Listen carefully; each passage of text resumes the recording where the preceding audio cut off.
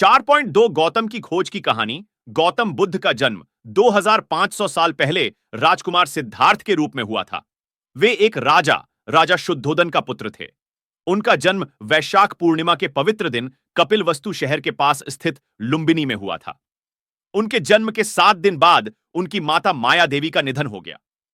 उनके जन्म के समय भविष्यवाणी की गई थी कि शिशु बड़ा होकर या तो एक महान चक्रवर्ती, एक सम्राट या एक सन्यासी बनेगा जो हजारों खोई हुई आत्माओं को आराम दिलाएगा। राजा अपने प्रिय पुत्र को संसार त्यागने से रोकने के लिए कृतसंकल्प थे। उसने राजकुमार को हर कल्पनीय विलासिता और आराम से घेर लिया। ऐसा कहा जाता है कि राजा के पास 3 शानदार महल थे, वर्ष के प्रत्येक मौसम के लिए एक, और इन शाही हवेली के सुंदर वातावरण में राजकुमार सिद्धार्थ अपना एकांत संरक्षित जीवन व्यतीत करते थे। अच्छे समय में राजकुमार की शादी क्षेत्र की सबसे खूबसूरत लड़कियों में से एक राजकुमारी यशोधरा, जो कोलियान राजा की बेटी थी, से हुई। ही उनके घर एक बेटे राहुल का जन्म हुआ। 29 साल की उम्र में सिद्धार्थ अपना राज्य देखने और अपनी प्रजा से मिलने के लिए निकले। उन्होंने वह देखा जिसे बौद्ध पुस्तकें 4 संकेत कहती हैं, जो दुनिया की नश्वरता के गवाह हैं। उन्होंने एक बूढ़ा आदमी, एक रोगी आदमी, एक मरा हुआ आदमी और एक साधु देखा, और उनके हृदय में दुख अर्थात विश्व दुख का एक दर्शन प्रविष्ट हो गया। संसार दुख से मुक्ति का उपाय क्या है? उसने खुद से बार बार पूछा। इस अचूक प्रश्न ने उन्हें सांसारिक जीवन त्यागने, अपनी पत्नी और बेटे को छोड़ने और जीवन की सच्चाई की तलाश में निकलने के लिए प्रेरित किया। गौतम की खोज की कहानी, जो रोशनी और निर्वाण की प्राप्ति में समाप्त होती है, हमारे समय की सबसे मार्मिक कहानियों में से एक है। गौतम ने 6 वर्षों तक गहन तपस्या की। लगातार कई दिनों तक उन्होंने मुश्किल से चावल का एक दाना खाया। उसका मजबूत, पुष्ट शरीर हड्डियों के थैले में सिमट गया था। लेकिन इसका कोई उद्देश्य पूरा नहीं हुआ। बुद्ध फिर बोधि वृक्ष के नीचे जमीन पर मुट्ठी भर घास बिखेर दी और अपने लिए एक सीट बना ली। मुझे इसकी परवाह नहीं है कि मेरी त्वचा, नसें और हड्डियां सड़ जाएं, उसने सोचा।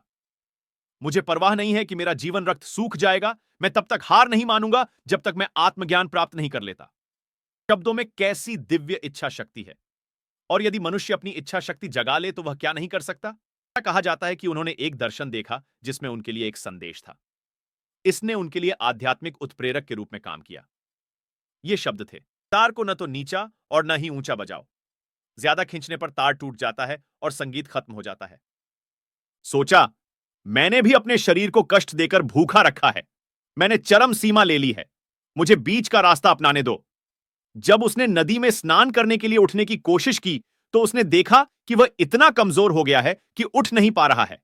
तभी सुजाता नाम की एक खूबसूरत लड़की मीठे दूध और चावल से भरा एक सुनहरा कटोरा लेकर उनके सामने आई। जब उसने कमजोर तपस्वी को देखा तो उसने कटोरा उसके चरणों में रख दिया।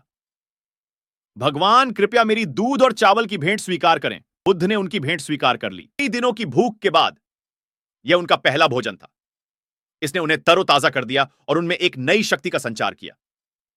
उन्हें एहसास हुआ कि शरीर को कष्ट देना आत्मज्ञान का रास्ता नहीं है। सच्चाई, गौतम को आत्मज्ञान की अभिलाषा थी। उस रात उसे अपने प्रश्न का उत्तर मिल गया।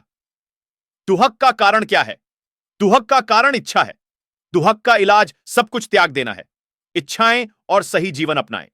एक पेड़ के नीचे जन्मे बुद्ध को रोशनी भी एक पेड़ के नीचे ही प्राप्त हुई। आज भी हम इस वृक्ष को बोधि वृक्ष के रूप में पूजते हैं। ऐसे ही एजुकेशनल वीडियो के लिए कृपया इस चैनल को लाइक, सब्सक्राइब एंड शेयर कीजिए। धन्यवाद।